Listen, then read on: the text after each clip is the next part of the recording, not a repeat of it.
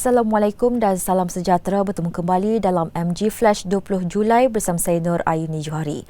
Berita utama, syarikat otomotif Peradua di Saran meneroka peluang baharu untuk menghasilkan kenderaan elektrik berkualiti tinggi yang mampu dimiliki oleh rakyat negara ini.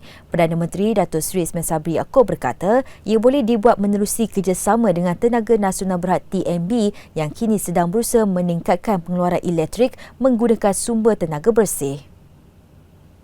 Katanya kedua-dua pihak juga boleh bekerjasama untuk memperkenalkan kadar caj yang mampu dilanggani oleh semua. Malah syarikat telekomunikasi negara seperti Telekom Malaysia juga dapat membuka kerjasama dengan kedua-dua pihak ini untuk menyediakan pakej data yang mampu memudahkan para pengguna untuk membuat tempahan caj kenderaan secara dalam talian. Kerjasama pintar seperti ini perlu dilaksanakan segera bagi mengatasi kesan perubahan iklim yang melanda dunia. Malah perjanjian seperti ini dapat menjamin kelestarian dan pembangunan negara yang mampan. Perdana Menteri berkata kerajaan bersedia berbincang dengan pihak swasta untuk memastikan dasar atau inisiatif yang diperkenalkan bersesuaian dengan hala tuju negara. Beliau sebelum ini telah meminta Universiti Pendidikan Sultan Idris yang terletak dalam wilayah High-Tech Valley untuk membangunkan sebuah pusat latihan dan penyelidikan iaitu Centre of Advanced Automotive Research and Training CAART. Dalam pada itu, Peradua mengetengahkan penerampilan baharu kenderaan pelbagai guna MPV Peradua Alza. Dalam majlis yang disempurnakan Perdana Menteri, 3 varian ditawarkan. Bagi varian X, ia ditawarkan dari harga RM62,500 manakala varian H RM68,000 dan RM75,500 untuk varian Advance. Mengulas mengenai tempahan yang diterima, Presiden dan Ketua Pegawai Eksekutif Peradua, Datuk Zainal Abidin Ahmad berkata, sejak tempahan dibuka pada 23 Jun lalu, lebih 30,000 pesanan menjadikan ia jumlah tertinggi bagi jenama itu.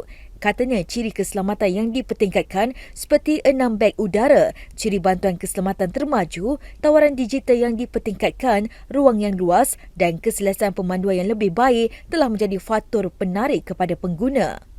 Peradua Alza serba baru dibangunkan menerusi platform Daihatsu New Generation Architecture DNGA yang menawarkan kelebihan seperti ruang kabin yang lebih luas, pemanduan yang lebih baik serta ground clearance lebih tinggi sebanyak 160 mm. MPV 7 tempat duduk ini mempunyai pilihan enjin tunggal iaitu Second NRV EE1 1.5 meter VVTi, 105 horsepower, 6,000 RPM 138 Nm dan 4,200 RPM. Dengan transmisi jenis DCVT, ia dikatakan mampu memberikan bacaan penggunaan bahan api sekitar 22 km seliter. Sebagai tambahan, 3 mod pemanduan iaitu normal, eco dan power disertakan pada varian advance untuk memberikan prestasi pemanduan yang lebih memuaskan. Kepada mereka yang menempah Peradua Alza serba baharu pada atau sebelum 30 Jun 2022 dan menerima kenderaan mereka pada atau sebelum 31 Mac 2023 akan menikmati harga yang lebih rendah kerana mereka layak untuk inisiatif pengecualian cukai jualan. Dari segi kelengkapan, setiap varian Alza dilengkapi dengan lampu depan LED dengan fungsi Follow Me Home and Living Home serta lampu belakang LED. Seterusnya, Pakatan Harapan PH mempunyai beberapa lagi syarat utama yang akan diketengahkan kepada kerajaan walaupun memorandum persefahaman MOU transformasi dan kestabilan politik antara kerajaan persekutuan telah dimeterai. Pengerusinya Datuk Seri Anwar Ibrahim menjelaskan pihaknya akan melakukan rundingan bagi melihat masa depan MOU itu termasuk kemungkinan ia boleh disambung lagi. Katanya PH akan berunding dengan kerajaan bagi memastikan tata kelola pengurusan kerajaan, isu rasuah dan monopoli syarikat beras diberikan keutamaan.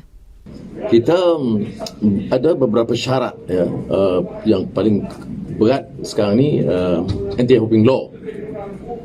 Dan kalau ini diluluskan, insya-Allah dalam tempoh 1-2 minggu ini kita tentu akan bawa lagi apa-apa isu besar yang kita rasa kerajaan mesti tunaikan, terutama isu governance dan corruption dan hal-hal macam ni, monopoli ni.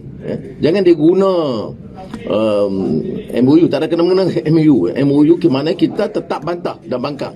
Kita tidak akan sokong kerajaan dalam hal ini. Tetapi dalam persefahaman kita, memorandum persefahaman ini, dia tidak menetapkan tarikh akhir. Dia menetapkan tarikh pilihan raya. Jadi kita masih berunding. Tapi ini bukanlah muktamad, kerana muktamadnya akan kita bincang bersama dalam PH dan kita akan pastikan beberapa langkah lain yang menyinggung tentang tata kelola pengurusan kerajaan dan penyelewengan rasuah monopoli ini kita harus ketengahkan. Sebelum ini, MOU antara PH dan kerajaan menetapkan kerjasama duipartisan merangkumi pemekasaan pelan COVID-19, transformasi pentadbiran, pembaharuan parlimen, kebebasan institusi kehakiman, Perjanjian Malaysia 1963 MA63 serta pembentukan jawatan kuasa pemandu. Kerajaan mempertahankan tindakan bagi melanjutkan tempoh konsesi padi beras nasional berhad bernas sebagai pengimport tunggal beras di negara ini meskipun ia dipertikaikan oleh beberapa pihak. Menteri Pertanian dan Industri Makanan Datuk Seri Ronak Hyandi berkata, tindakan itu bagi memastikan bekalan bahan makanan berkenaan berada dalam keadaan stabil dan terkawal. Konsesi bernas bukan satu konsesi yang berat sebelah, malah bernas diminta memenuhi 10 obligasi yang saya telah terangkan semalam.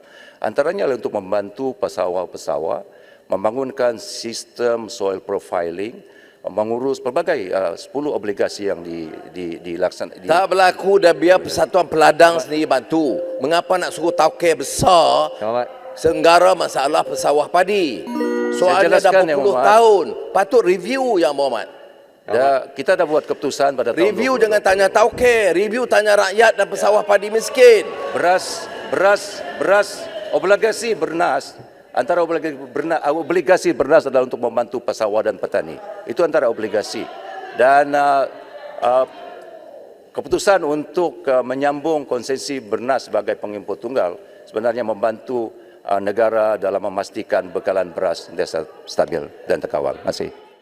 Beliau menjawab soalan tambahan daripada Ahli Parlimen Port Dickson, Datuk Seri Anwar Ibrahim yang mempertikaikan tindakan kerajaan menerusi dasar monopoli melalui bernas sedangkan sepatutnya bantuan perlu diberikan kepada pertubuhan peladang antaranya Pertubuhan Peladang Kebangsaan Nafas.